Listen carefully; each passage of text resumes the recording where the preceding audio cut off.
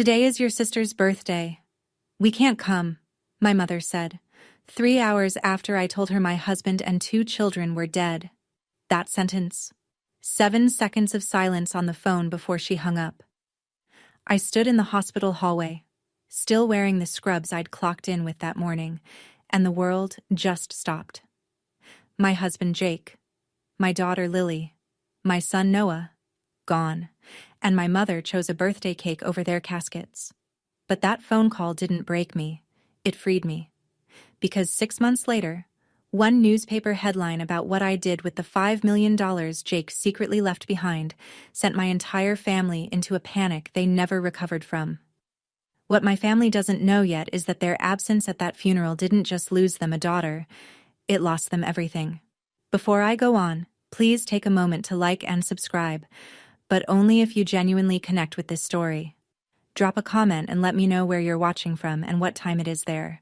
I always love knowing who's listening. My name is Bianca Myers. I'm 34 years old, and I'm an ER nurse in Hartford, Connecticut. Now, let me take you back to a November evening, the night I lost everything and found out exactly who my family really was. Before that night, my life was small and good. Not flashy. Not Instagram-worthy. Just good. Jake and I lived in a 3-bedroom colonial off Route 4 in Farmington, about 20 minutes outside Hartford. He was a software engineer at a mid-sized tech firm in Glastonbury. I worked the night shift at Mercy General. We'd bought the house 2 years earlier with a modest down payment and a lot of optimism. Lily was 6. She had Jake's brown eyes and my stubbornness. Noah was 4. He carried a stuffed bear named Captain everywhere.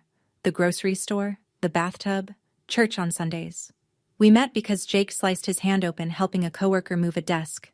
He walked into my ER at 2 in the morning, bleeding through a dish towel, and asked me if the stitches would leave a cool scar. I told him no. He asked for my number anyway. That was Jake. Steady. Warm. The kind of man who remembered your coffee order after hearing it once. In the Ashford family, my birth family, I was the invisible one. The eldest daughter who never caused trouble, never asked for money, never needed rescuing. I paid my own way through nursing school. I planned my own wedding. A small ceremony at the courthouse because my parents said they didn't have the budget for anything bigger. They had the budget for Megan's Sweet 16 the same year. 70 guests. A DJ. Every holiday, I cooked. I cleaned. I bought the gifts.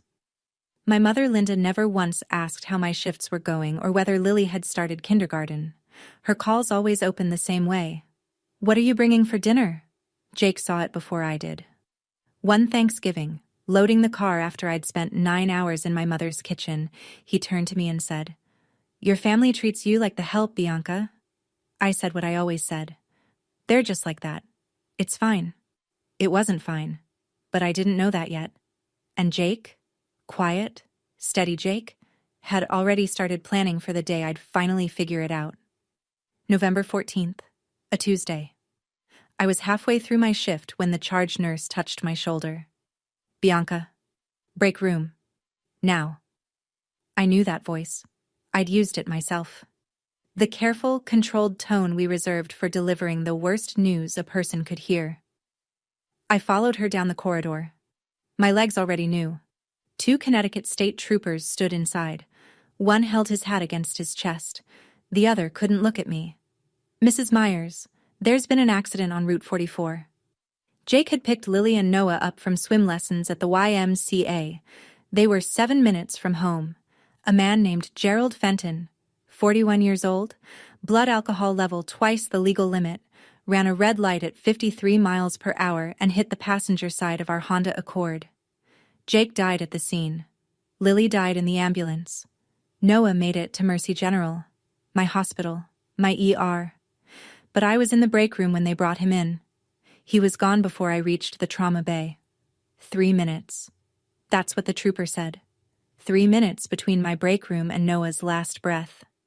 I don't remember sitting down. I remember the floor, the cold linoleum, the fluorescent light buzzing above me like it didn't know the world had just ended. My coworker Angela knelt beside me. She didn't say anything. She just held my hand. At some point, I don't know how much later, I picked up my phone. My hands were shaking so badly I could barely unlock the screen. I called my mother. It was instinct, primal. When everything falls apart, you call your mom. The phone rang 4 times. I heard music in the background. Laughter. Megan's voice singing off key. Then my mother picked up. Hello? Bianca? Make it quick. We're about to cut the cake. Mom. My voice cracked on the word. Jake is dead. Lily and Noah are dead. I need you. Silence. 3 seconds. 5. I could hear the party behind her. Someone clinking a glass. A child laughing. Then my mother's voice dropped low, the way it always did when she didn't want guests to overhear something unpleasant. Bianca, I hear you. That's terrible. But today is Megan's birthday. We have 30 people here. We can't just leave. I pressed the phone harder against my ear, sure I'd misheard. Mom, my husband, my children, they're gone. I know, honey. But what do you want me to do right now? Megan will be devastated if we leave her party. Call your friend. The one from the hospital. She'll help you. I'll call you tomorrow, okay? She hung up. 9:47 p.m. 3 minutes and 12 seconds. I know, because I stared at the call log for an hour afterward. I called my father next. Donald Ashford picked up on the second ring. I could hear him stepping outside. The creak of the screen door. Wind against the receiver. Dad, did Mom tell you? A pause. Then, yeah, kiddo. She mentioned it. We'll come see you next week. Hang in there. He hung up too. 1 call left. Megan. It went to voicemail. I left a message I don't remember recording. 2 hours later, she texted back. Mom told me. So sorry, call me TMRW. I sat on that hospital floor until my shift supervisor found me at midnight. 3 calls, 3 chances for my family to show up, 3 doors slammed shut. And that's the moment I understood something I'd spent 34 years pretending wasn't true. My family didn't forget me. They didn't get confused or overwhelmed. They looked at the worst night of my life, weighed it against a sheet cake and some balloons, and made their choice. The funeral was on a Saturday, November 18th. It rained. A cold, steady Connecticut rain that turned the cemetery grass into mud. Pastor Grace Bennett from Greenfield Community Church presided. She'd baptized both Lily and Noah. When I told her what happened, she drove to my house at 6 a.m. with coffee and a binder full of hymn options. She didn't ask about my family. She just said, "Tell me what they loved." Lily loved butterflies. Noah loved his bear captain. Jake loved Bruce Springsteen, so we played If I Should Fall Behind while the rain drummed against the tent canopy, and I stood in front of 3 caskets, 1 full-sized, 2 impossibly small, and tried to say goodbye to my entire world. My co-workers came. Angela, Denise, Marcus, Dr. Patel from the ER. They wore black scrubs under their coats because they'd come straight off shift. Tom Whitfield, Jake's college roommate, flew in from Boston on a red-eye. He stood beside me the whole service, holding an umbrella over my head even though his own shoulder was soaked. I put Captain inside Noah's casket. I clipped Lily's butterfly barrette onto her pillow. I touched Jake's hand one last time and whispered something I'll keep between us. Then I looked at the front row. The chairs reserved for family. Empty. All 4 of them. White folding chairs beating with rainwater. Not one Ashford. Pastor Grace followed my gaze. She reached over and squeezed my wrist. She didn't say anything. She didn't need to. After the burial, Tom helped me carry flowers to the car. He stopped at the driver's side and looked at me with an expression I can still picture. Confusion mixed with something sharper. Bianca, where's your family? I shook my head. That was all I could manage. Tom stared at me for a long time, rain running down his face. He nodded once. He didn't ask again. But I could tell. He was filing it away. Somewhere behind those journalist eyes, a clock had started ticking. 1 week after the funeral, my mother called. I almost didn't pick up. But 34 years of conditioning is hard to override in 7 days. My thumb hit the green button before my brain caught up. Bianca, Thanksgiving is next Thursday. Are you bringing the casserole? Megan wants the green bean one. I held the phone away from my ear and stared at it, like the screen might rearrange itself into something that made sense. 3 caskets, 7 days, and my mother was asking about casserole. Mom, I just buried my family. I know, honey. That's exactly why you need to be around people. Come for Thanksgiving. It'll be good for you. Sitting alone in that house isn't healthy. Her voice was warm, concerned, reasonable. If you'd overheard the conversation without context, you'd think she was a caring mother reaching out to her grieving daughter. That was the thing about Linda Ashford. She always sounded like the good guy. But I heard the machinery underneath. Come to Thanksgiving. Bring the casserole. Sit in the kitchen. Serve the family. Smile. Perform. And by dessert, the funeral would become an inconvenience that happened last month, filed away between Megan's dental bills and Dad's garage project. I can't do that, Mom. Don't be dramatic. We're your family. I hung up. No explanation, no argument. First time in my life. She called back 4 times. I let it ring. She left a voicemail. Bianca, this is ridiculous. You cannot just shut people out. Call me back. I stood in my kitchen, Jake's coffee mug still on the counter, Lily's drawing of a purple horse still on the fridge, Noah's booster seat still at the table. And I understood something with absolute clarity. If I went back to that Thanksgiving table, I would never leave it. I would spend the rest of my life serving people who couldn't be bothered to attend my children's funeral. That wasn't going to happen. Not anymore.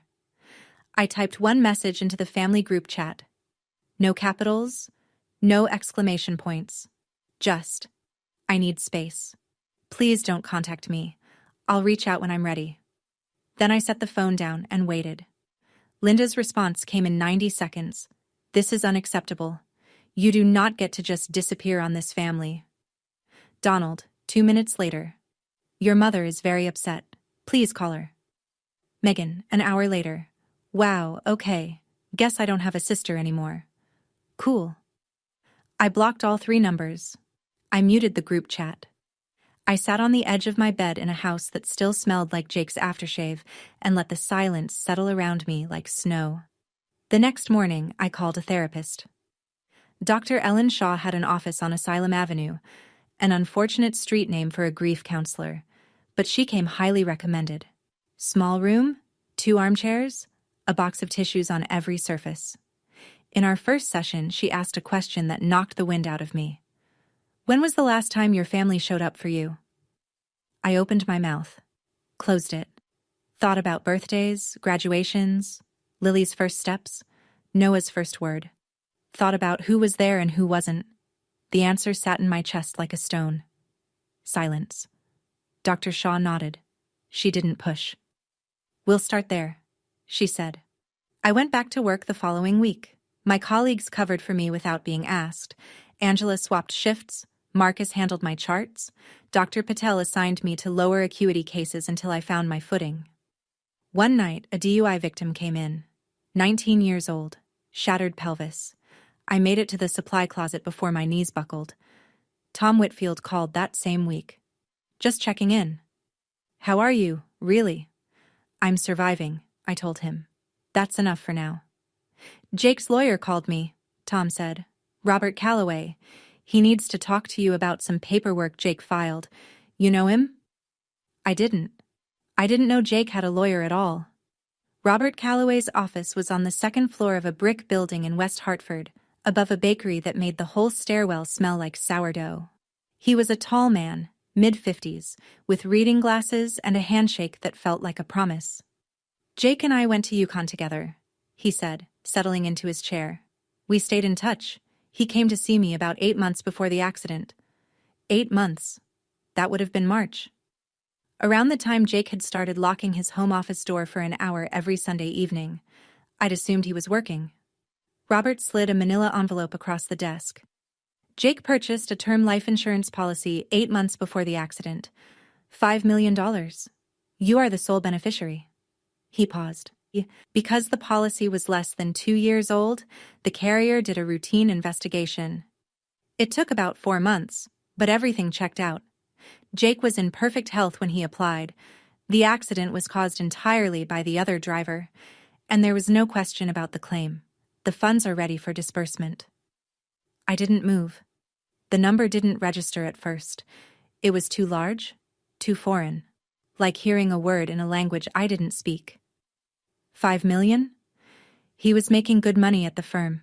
Excellent health, non-smoker, 35 years old.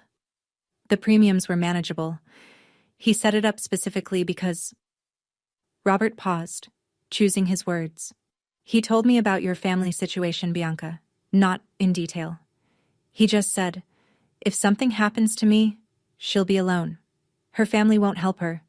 I need to know she's covered. There was a letter inside the envelope. Jake's handwriting. The left-handed scrawl I used to tease him about. I didn't read it in the office. That felt too public. But Robert told me the last line. He said Jake had asked him to, if I seemed hesitant. You always take care of everyone else. Let me take care of you this one last time. I pressed the envelope against my chest and cried. Not the hollow, shocked crying from the hospital floor. This was different. This was warm. This was the grief of being loved so completely by someone who knew, who always knew, that the people who should have protected me never would. Jake couldn't save himself, but he'd reached across death to save me. I didn't touch the money for weeks after it cleared. It sat in an escrow account while I stared at the ceiling every night, trying to figure out what a person does with $5 million that arrived because her family died. Spending it on myself felt wrong. Saving it felt hollow. The number was a ghost, Jake-shaped, Lily-shaped, Noah-shaped, and I couldn't look at it without seeing their faces. Dr. Shaw was the one who cracked it open. What would Jake want you to do with this? I thought about that for a long time. I thought about the 19-year-old DUI victim in my ER, the one whose mother sat in the waiting room for 6 hours, in the same clothes she'd been wearing when the police showed up at her door. I thought about the nights after Jake's funeral when I couldn't sleep and Googled financial help for families of drunk driving victims and found almost nothing in Connecticut. I thought about sitting alone in that cemetery in the rain. No family should face what I faced alone, I said. The idea took shape slowly, then all at once. A foundation. Not a memorial plaque or a bench in a park. Something that worked. That paid for funerals when families couldn't afford them. That covered rent for the first 3 months of shock. That connected survivors with grief counselors who actually returned their calls. I phoned Robert that evening. I want to start a foundation, in Jake's name, and Lily's, and Noah's. I'll set it up, he said. 501c3. We'll do this right. I kept a portion for myself, enough to pay off the mortgage, build an emergency fund, breathe without panic. Jake would have insisted. He was practical like that, and I was an ER nurse. I knew how to triage. What I didn't know was that this decision, quiet, private, made in a therapist's office on a Tuesday afternoon, would eventually land on the front page of a newspaper. And that front page would reach a house in Glastonbury, where a woman named Linda Ashford was about to discover that the daughter she'd dismissed had become someone she couldn't ignore.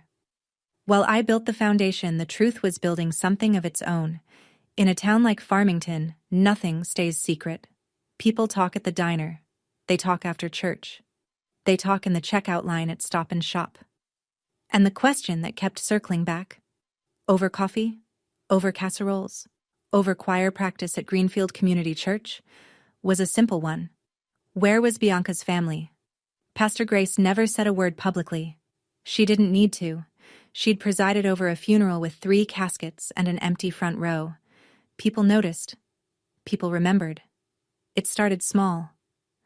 Linda was at the church potluck in January when Barbara Hensley from the Women's Fellowship asked, "How's Bianca doing? We heard about the accident. Just awful." My mother smiled her church smile, the one that looked like concern but cost her nothing. "She's doing fine.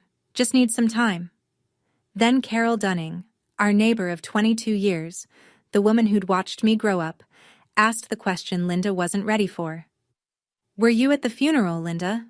"I didn't see you." "We had a family commitment that day." Carol looked at her. Didn't blink, didn't nod, just looked. Then she picked up her plate and moved to another table. Megan felt it too. Her friends started asking about me. She gave them the script. My sister is being dramatic. She cut us off for no reason. It worked. Until someone asked the follow-up. Wait, you didn't go to the funeral? Megan had no good answer for that. My mother called my father into the kitchen one evening. I know this because Donald told me later, in a text message I wasn't expecting. Linda stood at the counter, arms crossed, jaw tight. We need to get Bianca back before this gets worse. People are talking. Not, we need to apologize. Not, we were wrong.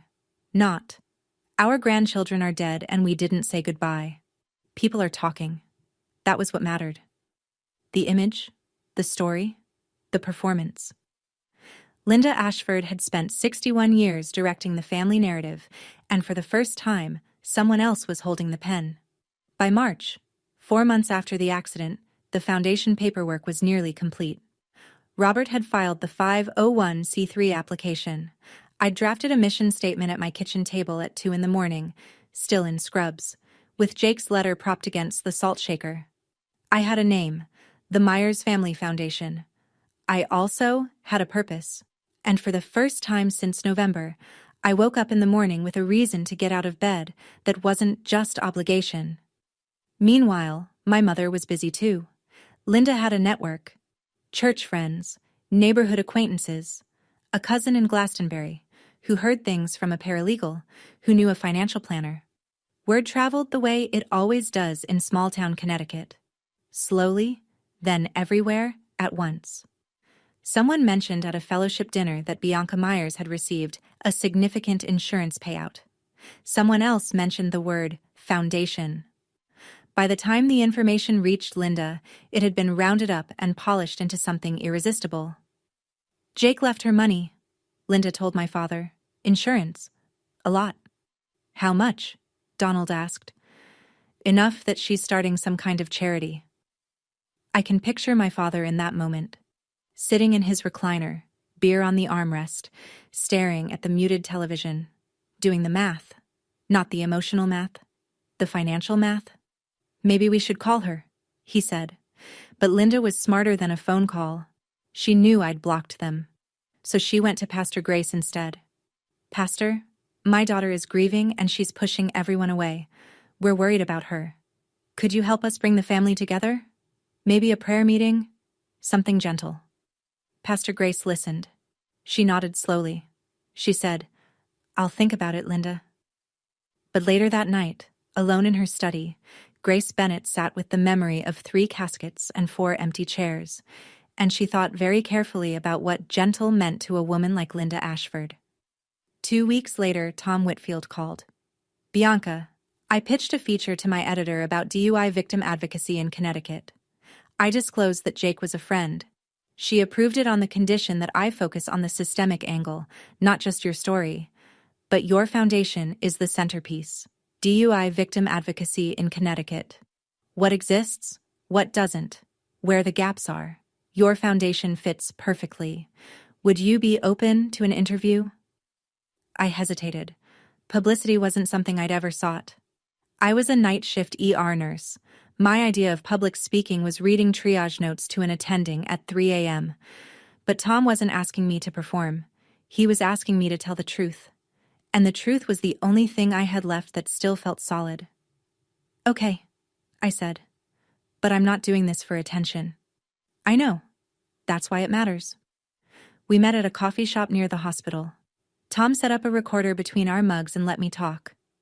I told him about Jake, the stitches, the scar question, the Sunday evenings behind a locked office door that turned out to be insurance research. I told him about Lily's butterflies and Noah's bear. I told him about the foundation and the 5 families we'd already identified for our first round of support. Then he asked the question, You organized the funeral alone? I stirred my coffee. Jake's friends were there, my coworkers, my pastor. Tom waited. He was good at silence. My birth family wasn't. He didn't press. He just wrote it down. Before he left, he asked if he could include that detail. I thought about it for exactly one breath. You can say what's true. I won't ask you to hide anything, but I won't add drama either. At the same time, and I only learned this later, Linda was on the phone with Megan. Her voice had the brittle urgency of a woman watching a story slip through her fingers. We need to talk to Bianca, before other people start telling our story for us. Megan snorted. What story? We didn't do anything wrong. Exactly, Linda said, and we need to make sure people know that. Tom told me the piece would take a few more weeks.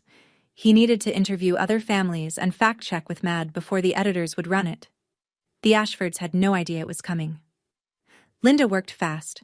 Within a week, she had Pastor Grace cornered after Sunday service. Pastor, I've been praying about this. Could we do a small reconciliation meeting? Just family and a few close friends. Nothing formal. Just prayer and conversation. Pastor Grace agreed, reluctantly. But she set one condition. I will not pressure Bianca, Linda. This has to be her choice. Of course, my mother said. Of course. Then Linda went home and called every woman in her contact list. By Saturday, what was supposed to be a small family meeting had swelled to 20 people. The entire Women's Fellowship Board, 3 couples from the neighborhood, and Carol Dunning, who Linda specifically invited because Carol's earlier question at the potluck still burned. Linda wanted an audience. She wanted witnesses who would see her cry, see her reach out, and conclude that Bianca was the problem. The invitation reached me through a text from a number I didn't recognize. Linda had borrowed a friend's phone. Bianca, Pastor Grace is organizing a family prayer meeting this Sunday. Everyone in church wants to see you. Please come. For your children's memory. For your children's memory. She used their names like currency. I called Pastor Grace immediately. Did you set this up? Grace sighed. Your mother asked for a small gathering. I agreed to that. But I just heard she's invited half the congregation. Bianca, I'm concerned about what she's planning. I sat in my car in the hospital parking lot and thought about it for a long time. The old Bianca would have stayed home, would have protected herself. But the old Bianca also would have brought a casserole to Thanksgiving 3 weeks after burying her children. I wasn't her anymore. I'll be there, I told Grace. Not for my mother. For me. Grace was quiet for a moment, then. I want you to know something. I told your mother I was at the funeral that day. She didn't blink, Bianca. She didn't even blink. Sunday. 2 o'clock. The fellowship room at Greenfield Community Church. I walked in and counted. 22 people. Chairs arranged in a loose semicircle. Coffee urn on a folding table. A plate of cookies someone had brought because in Connecticut, even ambushes come with baked goods. My mother sat in the front row. She wore her lavender church dress, the one she reserved for occasions when she wanted to look soft. Her eyes were already red. A white handkerchief rested on her lap, pre-positioned. My father sat beside her, shoulders squared, staring at a spot on the carpet. Megan stood near the back wall, arms crossed, jaw tight. She looked like she'd rather be anywhere else. Linda stood up the moment I took a seat. She didn't wait for Pastor Grace to open the meeting. Thank you all for being here. Her voice trembled beautifully. As many of you know, our family has been through a terrible time. My daughter Bianca lost her husband and children in a horrible accident. We've tried to be there for her, but she's pushed us away. She dabbed the handkerchief under one eye. We're heartbroken. All we want is our daughter back. Murmurs, nods, sympathetic glances aimed at Linda. She was good at this. The trembling chin, the measured pauses, the way she made grief look like something that was happening to her. Barbara Hensley leaned forward. Bianca, your mother loves you. Family is everything. I sat still, hands on my knees, watching. Then Megan, from the back of the room, added her voice. I've texted her so many times, she won't even answer. I lost a brother-in-law, and a niece and nephew too, you know. 22 heads turned to me, 22 faces waiting for me to apologize, to cry, to fold. I stood up. The room went quiet. May I speak? I didn't raise my voice.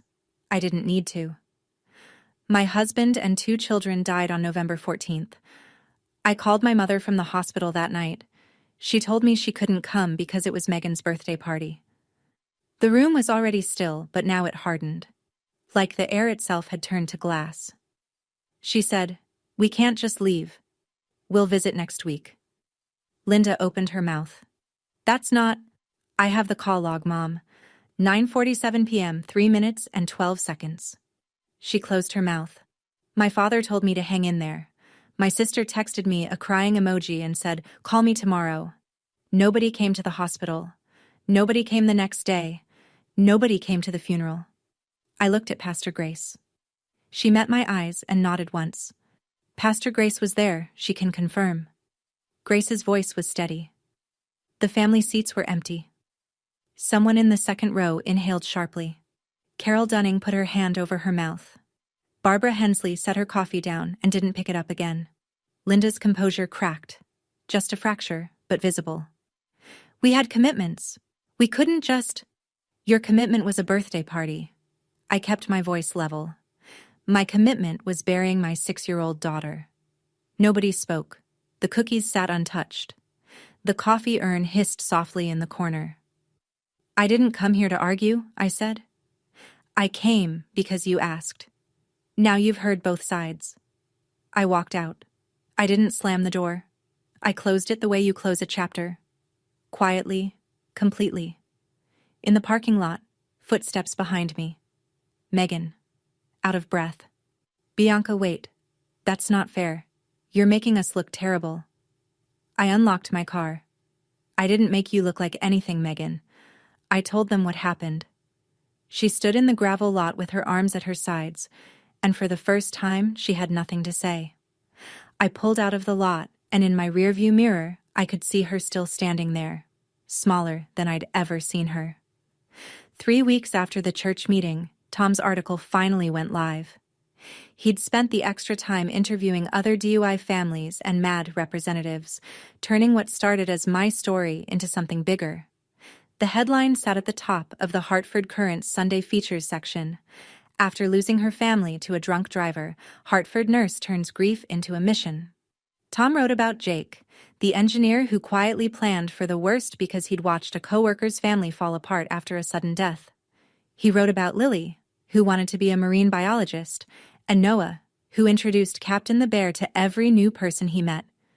He wrote about Bianca's mission, how she'd already personally helped 5 families affected by drunk driving accidents, covering funeral costs, rent, and counseling out of her own pocket, while the formal 501c3 application for the Myers Family Foundation worked its way through the IRS. The foundation wasn't yet official, but the work was already real. And in the 7th paragraph, one sentence. Myers organized the funeral with the help of coworkers and friends. Her birth family, she said, was unable to attend. That was it. No names, no accusations, no adjectives.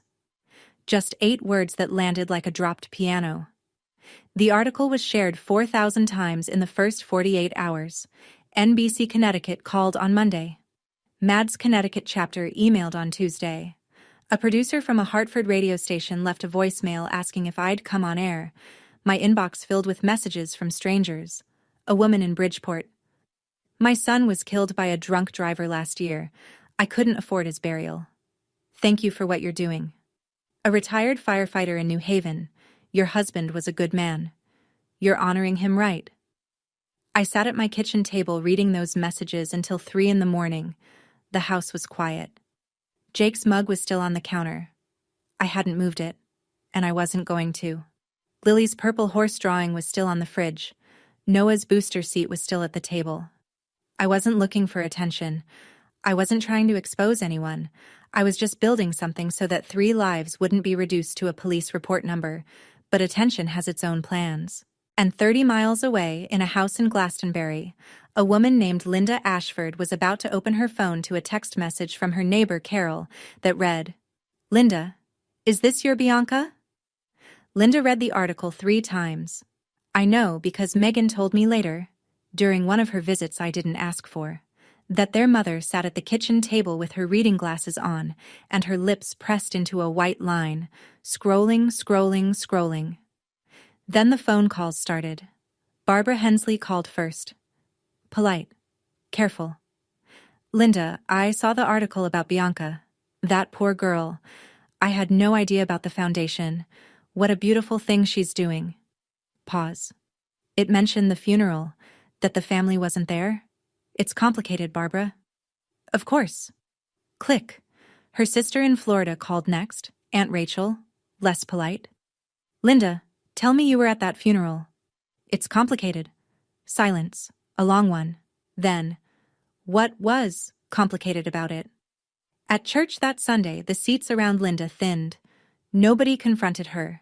Nobody had to. The architecture of a small-town social circle doesn't require confrontation. It just requires a slight turning of chairs, a half-second delay before someone says hello, an invitation that doesn't arrive. Pastor Grace didn't mention the article from the pulpit. She preached about presence, about showing up, about the difference between saying you love someone and proving it. Linda sat through the sermon with her back straight and her hands folded, and didn't stay for coffee afterward. Megan got it worse online. A mutual friend posted the article with a caption, "This is the kind of person the world needs." Someone commented, "Imagine choosing a birthday party over your niece and nephew's funeral." Megan's name wasn't in the article, but in a small town, it didn't need to be. She deactivated her Facebook by Wednesday. Donald retreated to the garage. He sat on a folding chair next to his workbench, drank Budweiser, and didn't talk to anyone. He didn't need the internet to know what he'd done. He'd always known. And then Linda left me a voicemail. Not from a borrowed phone this time, from her own number, as if daring me to pick up. Her voice was stripped of the church meeting tremble. Raw. Hard. "Bianca, that article is destroying us. You need to fix this. Call that reporter and tell him to take it down." No apology. No, "I'm sorry." Not even, "How are you?" Just, "Fix this." Megan showed up on a Thursday evening, unannounced. I was in the kitchen making pasta, one serving, the way I'd learned to cook now, when the doorbell camera buzzed. There she was on the screen. Puffy eyes, messy ponytail, clutching her purse strap like a lifeline. She looked the way she always looked when she wanted something, wounded and slightly rehearsed. Part of me, the part Dr. Shaw was teaching me to listen to, wanted to see if Megan had actually changed.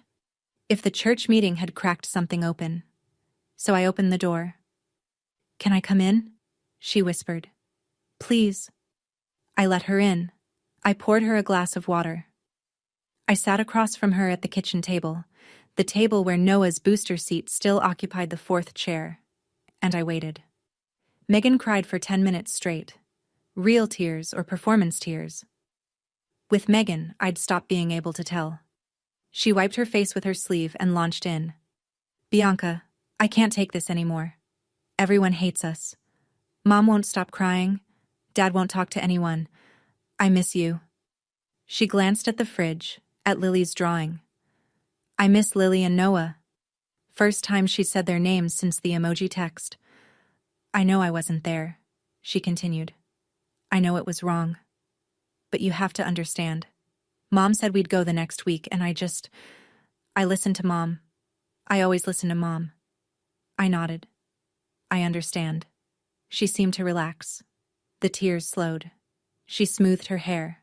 And then, like a door swinging open to reveal the room behind it, the real conversation started. "So, Jake left you money, right? The article mentioned the foundation. 5 million? She tried to sound casual. She failed. "That's a lot to manage alone. I could help. Like, be on the board or something. I'm between jobs right now and..." I set my glass down. "Megan, you didn't come to their funeral. You didn't call me for 3 months. And the first real conversation we're having, you're asking about money." Her face flushed. "That's not what I think you should go." She stood, grabbed her purse. At the door, she turned back with the only weapon she'd ever known how to use. "Mom is going to be really upset about this." I closed the door, gently, The way you close something you don't intend to open again. I called Robert the next morning. My family is starting to come around, I said. Not because they're sorry, because they found out about the money. Robert was quiet for a moment. I could hear him setting down his pen. What do you need, Bianca? Protection, for the foundation and for myself. He walked me through it calmly, the way he did everything. The foundation was a separate legal entity, a 501c3 with its own board, its own accounts, its own governance. No family member had any claim to it. My personal inheritance from Jake's insurance was exactly that. Personal. Connecticut law was clear. Life insurance proceeds go to the named beneficiary. Period. No parent, sibling, or cousin has standing to contest it. But what about the pressure? I asked. The showing up? The voicemails? The guilt trips? We send a letter, Robert said. Cease and desist. Formal. Firm. It asks them to stop unsolicited contact, stop appearing at your home without invitation, and stop approaching foundation partners or associates. It's not a lawsuit. It's not legally binding either, but it puts them on notice. If they escalate, we'll have documentation for a restraining order. I thought about that word. Boundary. Dr. Shaw used it every week. It had always sounded clinical to me, like something in a textbook, not something you mail to your mother. Send it, I said. Robert paused. Are you sure? Once this letter goes out, the tone changes. I looked at the kitchen counter. Jake's mug. Still there, still unwashed. I kept it that way on purpose. One small rebellion against a world that wanted me to move on faster than I could. Robert, the tone changed the night they chose a birthday party over 3 funerals. He sent the letter by certified mail the following Monday. 3 copies, 3 addresses. 3 members of a family that had spent my entire life treating my silence as permission. The silence was over. Linda called Robert's office 48 hours after the letter arrived. His receptionist later told me she could hear my mother's voice through the receiver from across the room. A cease and desist? From my own daughter? How dare you turn my child against her family? Robert took the call. He told me afterward that he kept his voice the same temperature the entire time. Room temperature. Steady. Professional. Mrs. Ashford, I represent Bianca's legal interests. The letter is clear. Please respect its terms. She's not thinking straight, Linda snapped. Grief has made her irrational. You and that insurance money are filling her head with... The terms are clear. Have a good day. He hung up. But Linda wasn't done. She never was. Within a week, she drafted a letter of her own. Handwritten on her good stationery, the cream-colored kind she used for church correspondence, and mailed copies to 6 members of the Women's Fellowship. In it, she described a daughter, lost to grief and bad counsel, a family torn apart by outside influences, and a mother who was desperately trying to reach her child before it's too late. She asked them to pray. She asked them to intervene. She asked them to see her as the victim. One of those copies reached Pastor Grace. Grace read it at her desk that evening. She told me later that she sat with it for a full hour, turning it over in her hands, feeling the weight of the paper and the weightlessness of the words. Then she picked up the phone. Linda, I've been patient, but I was at that funeral. I saw those empty seats. Her voice was quiet and absolutely final. I will not circulate this letter, and I think it's time you stop telling people a story that isn't true. Silence on the line, then a click. It was the first time in Linda Ashford's life that someone in her community had looked her in the eye, even through a phone line, and said, I don't believe you. Grace called me that same night. Bianca, I thought you should know. Your mother isn't stopping, but neither is the truth. 6 months after the article, just past the 1-year anniversary, the Myers Family Foundation, now officially a 501c3, with Mad Connecticut as its anchor partner, held its first fundraising gala. We booked the Pond House in Elizabeth Park, a bright, windowed venue that overlooked the Rose Gardens. Not flashy, not corporate, just a room full of light and people who cared. 150 guests. My ER colleagues filled 2 tables. The Mad Connecticut chapter sent their regional director. Tom Whitfield was there with a photographer from the Current. Families we'd helped sat in the front row, including Maria Santos from Bridgeport, whose son's funeral we'd paid for when she couldn't afford more than a pine box. Robert Calloway handled logistics.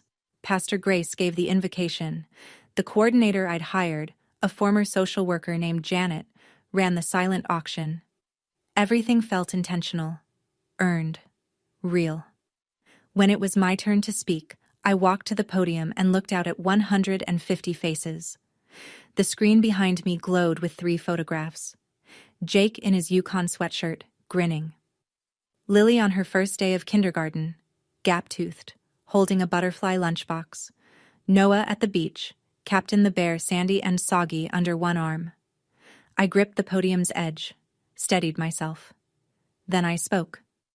My husband Jake believed in preparing for the worst, so the people he loved could have the best. He didn't know he'd be right. I paused. Swallowed. But because of him, 5 families this year didn't have to face their worst moments alone. 12 children still have a parent who can pay rent this month. 8 survivors are in counseling, and 3 funerals were held with dignity instead of debt. The room applauded. Maria Santos stood first, then the others. Tom's photographer captured the moment. Me at the podium, Jake's face on the screen, the audience rising. I didn't see them at first, but when the clapping faded and I stepped off the stage, I looked toward the back of the room, near the emergency exit half hidden behind a pillar. Linda and Megan, sitting in the last row, they hadn't been invited. Janet told me later they'd walked in during the dinner service when the check-in table was unmanned. She'd spotted them but didn't want to cause a scene mid-event. My mother stood near the coat rack in her Sunday lavender, the same dress from the church meeting. Her armor. She waited until the crowd around me thinned, until I was standing alone for a moment by the dessert table, holding a glass of water I hadn't sipped, and then she crossed the room. Bianca. Her voice was thick, practiced, eyes glistening under the event lighting. I'm so proud of you. 4 words I had waited 34 years to hear. And they arrived here, in front of a camera crew, surrounded by 150 witnesses, at an event she'd crashed. The timing told me everything the words didn't. Thank you for coming, I said. Polite, distant. The way you'd greet a colleague you barely knew. Linda flinched. Barely.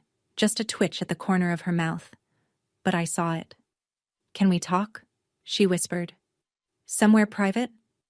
There's nothing to discuss privately that wasn't already said publicly. I'm your mother, Bianca. I know. I held her gaze. That's what made it hurt. Megan appeared at Linda's elbow, breathless, as if she'd been gathering courage from across the room. Bianca, please. We're here. We showed up. I looked at my sister. She'd said those words like they should mean something, like physical presence erased everything. 6 months late, Megan. Before either of them could respond, Robert appeared at my side, calm, professional, perfectly timed. Bianca, the Maddie representative would like a moment with you before she leaves. I nodded. Excuse me, I said, to no one in particular, to both of them at once, and walked away. I didn't look back. But Janet told me later what happened. Linda stood in the center of that bright, crowded room, holding an untouched glass of sparkling water, and nobody spoke to her. Nobody approached. Nobody offered a chair. Megan tugged at her sleeve, and the 2 of them slipped out through the emergency exit. For the first time in her life, Linda Ashford walked into a room and discovered she was the least important person in it. The fallout came quietly. No explosions, no shouting matches. Just the slow, methodical rearrangement of a small town's loyalties. Within 2 weeks of the gala, Linda received a call from the Greenfield Community Church office. The Women's Fellowship was restructuring its leadership committee. Her position as co-chair, a role she'd held for 12 years, the crown jewel of her social identity, was being rotated to fresh voices. They thanked her for her years of service. They wished her well. The subtext was deafening. Linda stopped attending Sunday services after that. The first Sunday she missed, nobody called to check on her. The second Sunday, someone mentioned it at coffee hour and Barbara Hensley said, "She probably needs time." Nobody argued. Nobody disagreed. Nobody reached for the phone. The neighborhood shifted too. Carol Dunning organized the annual block party in June, a task Linda had claimed for 9 years running. The invitation list went out. The Ashford household wasn't on it. Megan lost her circle piece by piece. Old friends stopped texting back. A group chat she'd been in since high school went quiet whenever she posted. She started seeing a therapist in April. Whether out of genuine remorse or social survival, I honestly don't know. Maybe both. People are complicated, even the ones who hurt you. Then, on a Tuesday evening, my phone buzzed with a text from an unsaved number. I almost deleted it, but something made me read. I should have said something that night. I know that now. "I'm sorry, kiddo. Not because of the article, because I was wrong. Dad." I read it twice, 3 times. Then I showed it to Dr. Shaw at our next session. "How does it feel?" she asked. I thought about it. Really thought. Like a door I don't need to open yet, but maybe someday. I saved the message. I didn't reply. Not yet. 1 year. November 14th again. A Tuesday, just like the first one. Same gray Connecticut sky. Same damp chill that works its way under your collar and stays there. I drove to the cemetery before work. The graves were neat. I paid for maintenance, and I visited on the 1st and 15th of every month. But this day was different. This was the anniversary. The one everyone warns you about. I brought fresh flowers. Sunflowers for Jake, because he said roses were boring. A small bouquet of daisies shaped like butterflies for Lily. The florist had started making them special for me. And for Noah, a new captain. The original was buried with him, but I kept a rotation going. It felt right. It felt like something he'd understand. I sat on the grass between the 3 stones and talked to them the way I always did. Out loud, no self-consciousness, the way I used to talk to Jake while he was cooking and I was folding laundry in the next room. I told them about the foundation, about Maria Santos, whose son now had a headstone instead of a number, about the family in New London whose landlord had been about to evict them a week after their daughter's accident, about the grief counselor we'd hired full-time in January. I told Jake about his letter, how I kept it in my nightstand and read the last line whenever the house got too quiet, how I'd finally understood what he'd been doing those Sunday evenings, not hiding from me, but building a wall between me and the worst-case scenario. "You always said I take care of everyone but myself," I whispered. "I'm trying, Jake. I'm really trying." The wind picked up. The sunflowers bent sideways. Somewhere behind me, a cardinal landed on a branch and stayed there, watching me with one black eye, still as a heartbeat. I was different now. Not healed. I don't think that word applies. But different. Steadier. I said no when I meant no. I didn't apologize for taking up space. I didn't cook for people who hadn't earned a seat at my table. Dr. Shaw told me once, "You're not who you were a year ago." I said, "No. I'm who I should have been all along." If you're listening right now and you recognize your family in this story, the dismissiveness, the guilt trips, the way they make you feel like your pain is an inconvenience, I want you to hear something. You're not crazy. You're not dramatic. You're not ungrateful. Setting boundaries with family is the hardest thing I've ever done. Harder than 12-hour ER shifts. Harder than reading Jake's letter for the first time. Harder, even, than standing in front of those 3 caskets in the rain. Because with grief, at least the world understands. People bring you flowers. They lower their voices. They give you space. But when you set a boundary with family, half the world tells you you're wrong. She's still your mother. Blood is thicker than water. You'll regret this when she's gone. I've heard all of it. From coworkers, from neighbors, from well-meaning strangers in the comments of Tom's article. And I understand why people say those things. They're not bad people. They just haven't sat on a hospital floor at 10 o'clock at night, listening to birthday music through a phone speaker, 3 hours after the world ended. Here's what I learned. The thing nobody told me, and I had to figure out alone. The people who love you will show up. Not with excuses, not with conditions, not next week. They'll show up. Jake showed up. Every single day of our marriage, he showed up. My co-workers showed up. In black scrubs, straight off shift, standing in the rain. Pastor Grace showed up. Tom showed up. And now, every family the foundation helps, they're my family too. I'm not telling you to cut off your parents. That's your call, not mine. But I am telling you this. Your peace is not negotiable. And if someone treats your worst day as an inconvenience, you have every right to build a life without them in it. So where do things stand now? My father still texts sometimes. Short messages, never demanding. Thinking of you. Once. Saw a butterfly at the hardware store. Thought of Lily. I read everyone. I haven't replied yet. But I haven't blocked him either. That feels like enough for now. Linda is still Linda. Last month she recruited a family friend to call me. A woman named Diane who I haven't spoken to since high school. 10 minutes into the conversation, Diane casually mentioned, "Your mother isn't doing well. Her blood pressure, her nerves." Same playbook, same script. I recognized it the way you recognize a song you've heard 1,000 times. I wished Diane well and hung up. Megan sent a letter. Handwritten, on notebook paper. Not Linda's cream-colored stationery. Long. Messy. Ink smudges where she'd crossed things out and started over. "I'm in therapy now," she wrote. "I'm starting to see things I didn't want to see.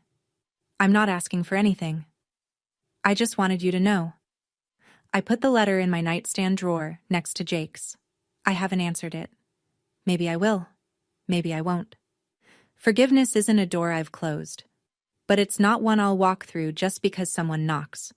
The foundation is growing. In its second year, we've helped 15 families. Mad Connecticut is a full partner. I was asked to testify at the state capitol about DUI sentencing reform. I said yes. I still work the night shift at Mercy General. Still wear the scrubs. Still clock in at 7 and clock out at 7. The money didn't change what I do. It changed what I'm able to build around it. And every night before I sleep, I whisper the same thing into the quiet of an empty house that isn't really empty at all. Good night, Jake. Good night, Lily. Good night, Noah. I carried your love today. I'll carry it again tomorrow. Last week, a 4-year-old girl came into my ER. She'd fallen off a swing and fractured her wrist. Not serious. Routine. But she was clutching a stuffed rabbit, and she was crying the way Noah used to cry. That high, breathless wail that isn't about the pain. Not really. It's about being scared.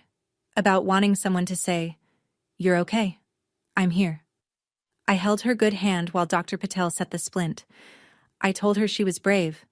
I told her the rabbit was brave too. She stopped crying and asked me if the rabbit could have a bandage. I wrapped a piece of gauze around the rabbit's paw and she smiled so wide it broke something open inside my chest. I made it to the supply closet. 30 seconds. That's all I needed. 30 seconds to press my forehead against the shelf, breathe, and let the wave pass. Then I went back in. Finished my shift. Drove home. Grief doesn't end.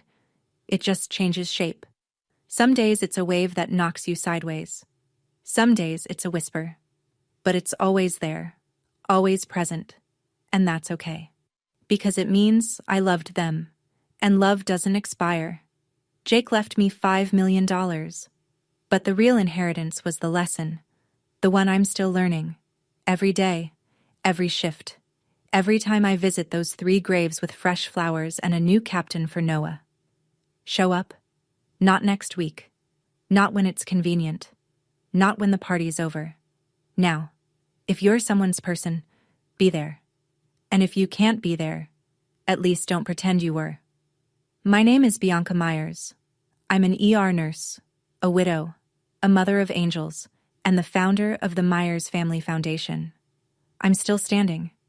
Not because my family held me up, but because I finally learned to hold myself.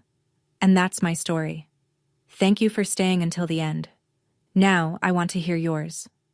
Drop a comment below. Have you ever had to set a boundary with someone you love? What happened? If Bianca's journey gave you even a little strength today, hit that subscribe button. And if you need another story like this one, there's one waiting for you in the description. I'll see you there.